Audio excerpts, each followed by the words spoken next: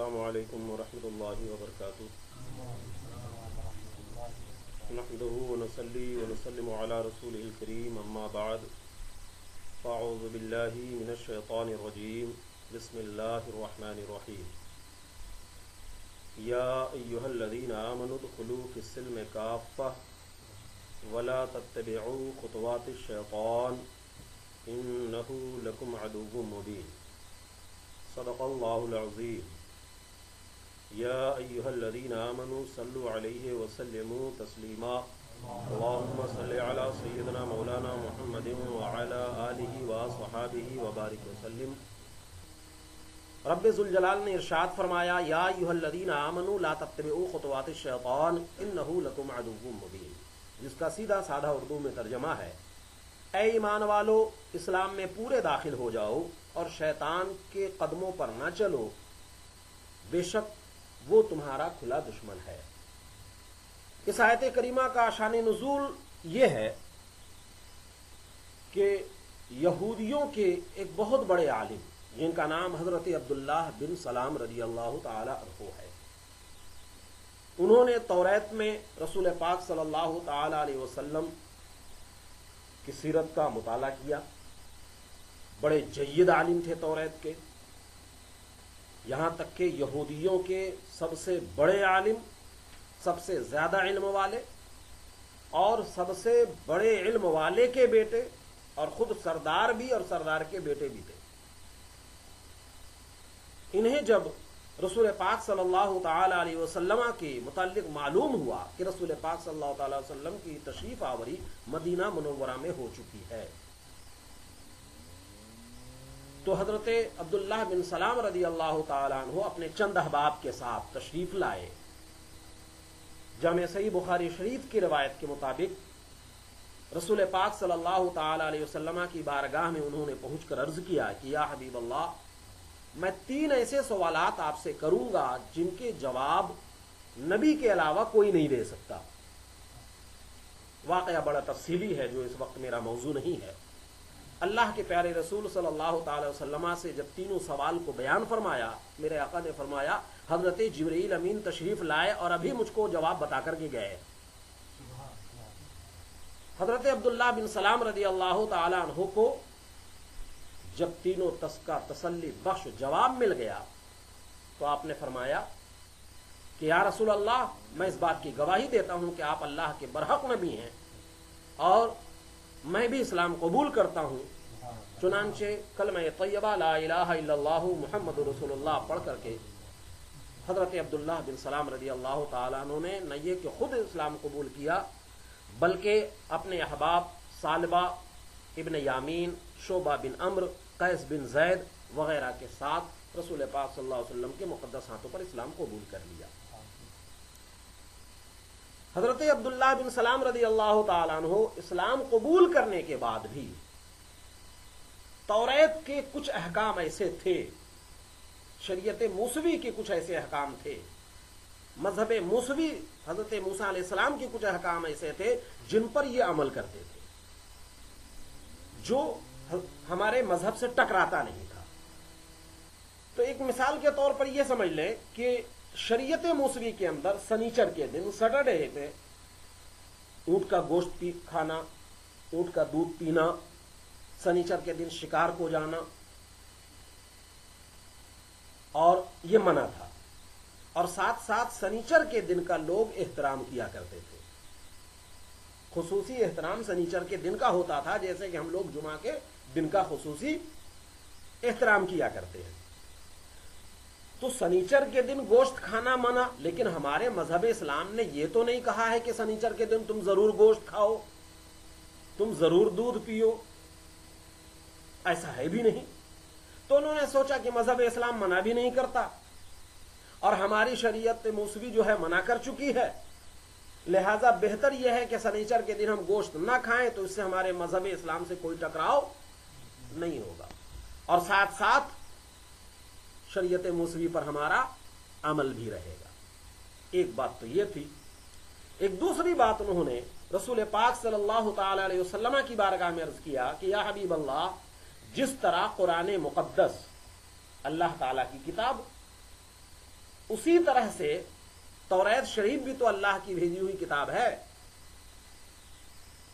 तो हुजूर आप हमें इजाजत दें तो हम फर्ज में ना सही, सुन्नत में ना सही, रात में जो नफल नमाजें पढ़ा करते हैं तो उस नफल नमाजों में हम तौरात की तिलावत किया करें। अपनी इस ख्वाहिश का हजरत अब्दुल्लाह बिन सलाम रदी अल्लाह ताला अन्हु ने रसूल पाक सल्लल्लाहु अलैहि वसल्लम की बारगाह में अरीजा पेश किया। तो ये दो तरह की बातें जो सामने आईं, तो रसूल पाक सल्लल्लाहु ताला अलैहि वसल्लम की बारगाह में अल्लाह तबारक व तआला ने इस आयत करीमा का नुज़ूल फरमाया, जिसमें यह बता दिया गया कि या अय्युहल्लज़ीना आमनू ला तत्तबिऊ खुतवातिश शैतान, ऐ ईमान वालो इस्लाम में पूरे दाखिल हो जाओ। जब तुमने इस्लाम कबूल कर लिया है तो अब इस्लाम कबूल करने के बाद अब तुम कुछ शरीयत मूसवी पर अमल करो या तुम कुछ शरीयत ईसवी पर अमल करो, यानी किसी दूसरे मजहब के मुताबिक, तरीके के मुताबिक तुम अमल करोगे, तो इसका मतलब यह हुआ कि गोया तुमने पूरे तौर पर इस्लाम को कबूल, इसकी तुम्हें इजाजत नहीं होगी। इजाजत इसलिए नहीं होगी, इस्लाम कबूल करने के बाद अब किसी दूसरे शरीयत के किसी हुक्म पर अमल करने की इजाजत नहीं होगी। तौरात और दिगर आसमानी किताबों के अहकाम अब मनसूख हो चुके हैं, उनसे अब दलील भी हासिल, ये शनीचर के दिन की जो दलील ले रहे हो आप तौरात से ले रहे हो, शनीचर के दिन गोश्त ना खाने की जो दलील हासिल कर रहे हो वो तौरात से ले रहे हो, शनीचर के दिन का एहतराम जो आप सीख रहे हो वो तौरात से सीख रहे हो। लेकिन अब हकीकत यह है कि कुरान मुकद्दस के नुज़ूल के बाद अब तौरात के किसी हुक्म से उसको दलील नहीं बनाया जाएगा। और सबसे बड़ी बात यह है कि दलील वो तलब करे जिसके अंदर कोई कमी हो, दलील वो तलब करे, हुक्म वो तलब करे जो खुद मोहताज हो। अल्लाह रब्बुल इज्जत ने तुम्हें मजहब इस्लाम दिया है, और मजहब इस्लाम एक ऐसा मजहब है जो खुद अपने अंदर एक मुकम्मल दस्तूर हयात जिंदगी रखता है।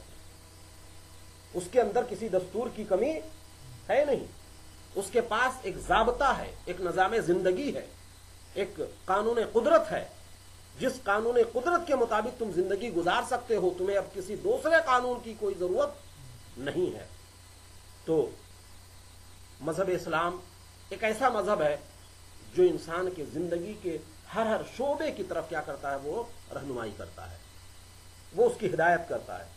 तो ऐसी सूरत में तुम्हें अब किसी दूसरे किताब, किसी दूसरे हुक्म की जरूरत है नहीं। वाज़ेह तौर पर परवरदिगार आलम ने फरमा दिया, या अय्युहल्लज़ीना आमनू ला आमनु दुखुलू फिस्सिल्म काफ़ा, ए ईमान वालो इस्लाम में पूरे पूरे दाखिल हो जाओ। वला तत्तबिऊ खुतवातिश शैतान, और शैतान के कदमों पर न चलो।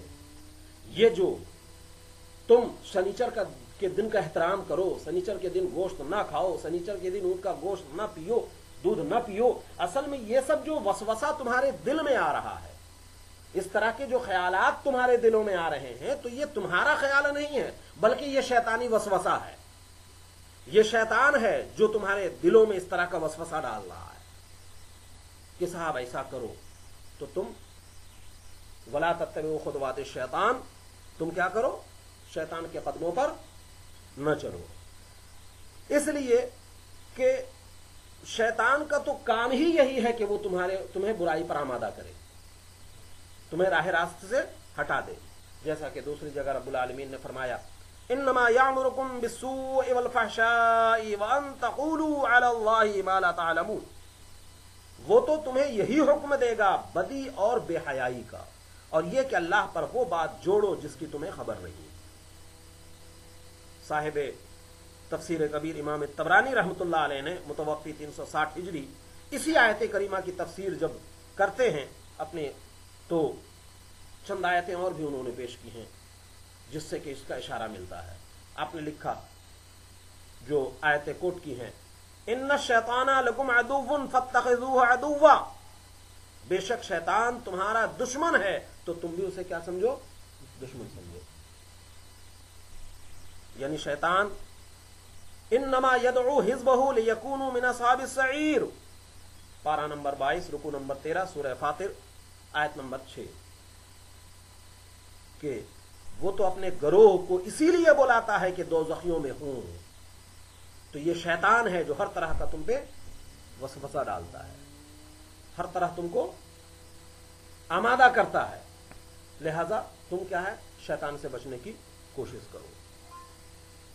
فَإِن زَلَلْتُم مِّن بَعْدِ مَا جَاءَتْكُمُ الْبَيِّنَاتُ فَاعْلَمُوا أَنَّ اللَّهَ عَزِيزٌ حَكِيمٌ. اور اگر تم اس کے بعد بھی پھسل گئے جبکہ تمہارے پاس روشن حکم آ چکے تو جان لو کہ اللہ زبردست حکمت والا ہے. یعنی واضح دلیلوں کے آنے کے باوجود بھی اگر تم مذہب اسلام کی راہ کے خلاف چلے تو جان لو کہ بے شک اللہ تمہیں سزا دے گا.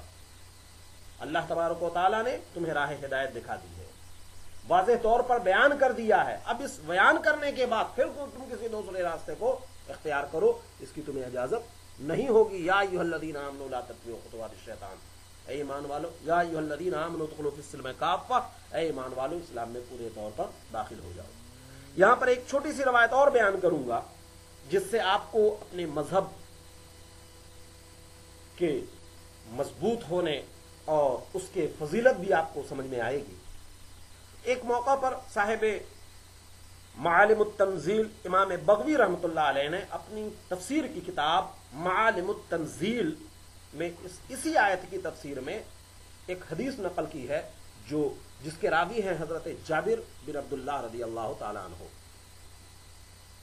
فرماتے ہیں کہ حضرت عمر فاروق اعظم رضی اللہ تعالیٰ عنہ رسول پاک صلی اللہ تعالی وسلم کی خدمت میں حاضر ہوئے اور عرض کیا، یا حبیب اللہ، یہودیوں کی بہت ساری ایسی باتیں ہمیں ملتی ہیں جو بڑی بھلی معلوم ہوتی ہیں، اچھی معلوم ہوتی ہیں، بڑی منافع بخش معلوم ہوتی ہیں.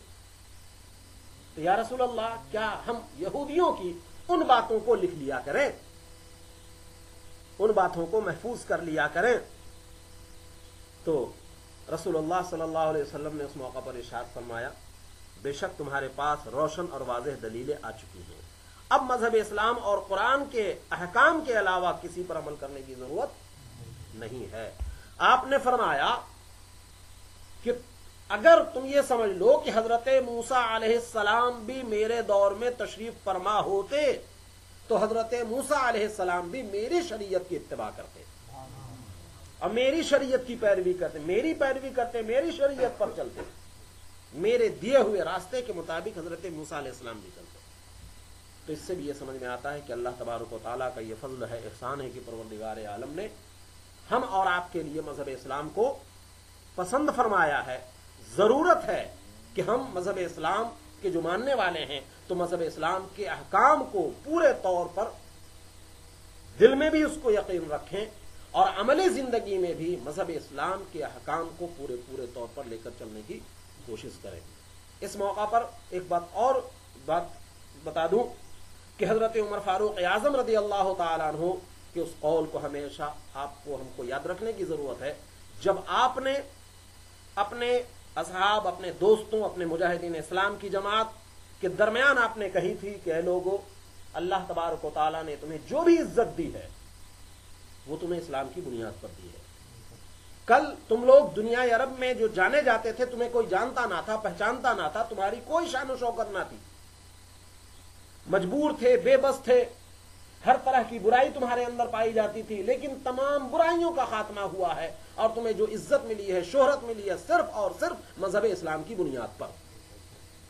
اگر تم مذہب اسلام کو الگ کر کے، مذہب اسلام سے ہٹ کر کے، مذہب اسلام سے کو نگلیکٹ کر کے اگر تم اپنی عزت کو لینا چاہو گے اور عزت دار کہلانا چاہو گے، صاحب ثروت بننا چاہو گے، تو پروردگار عالم جو ہے تمہیں وہیں سے ذلت عطا فرمائے گا، تم کبھی جو ہے عزت دار نہیں بن سکتے. ایک آخری گفتگو یہاں سے جو ہمیں اور آپ کو ایک اور خاص سبق ملتا ہے کہ اللہ تبارک و تعالیٰ نے فرمایا، یا ایھا الذین آمنوا ادخلوا فی السلم کافہ، اے ایمان والو پورے اسلام میں داخل ہو جاؤ. تو ہمارے اور آپ کے سامنے بھی آج موجودہ دور میں اور ہر دور میں ایسا رہا ہے. کوئی ہمارے دور میں ہے طرح طرح کے فرقے، طرح طرح کے لوگ، طرح طرح کے مذہب والے، طرح طرح کی جماعت، طرح طرح کے گروہ، جس کو دو چار آپ جیسے کہ کوٹ بھی کر سکتے ہیں، نام بھی لے سکتے ہیں. مثال کے طور پہ جیسے رافضی ہے، جیسے خارجی ہے، جبریہ ہے، قدریہ ہے، معتزلہ ہے، جن کے الگ الگ عقائد ہیں. بعض ایسے ہیں جو رسول پاک صلی اللہ علیہ وسلم کو تسلیم نہیں کرتے، بعض گروہ وہ ہیں جو قرآن پاک کو تسلیم نہیں کرتے، بعض گروہ وہ ہیں جو اپنے آپ کو صرف اہل قرآن کہلاتے ہیں، حدیث سے کوئی مطلب نہیں رکھتے. یعنی طرح طرح کے یہ گروہ دنیا میں آتے رہے ہیں اور آتے رہیں گے، اور ایسے ایسے گروہ سے آپ کو اوائڈ کرنا ضروری ہے، بچنا ضروری ہے. کیوں؟ یا ایھا الذین آمنوا ادخلوا فی السلم کافہ، اے ایمان والو اسلام میں پورے داخل ہو جاؤ.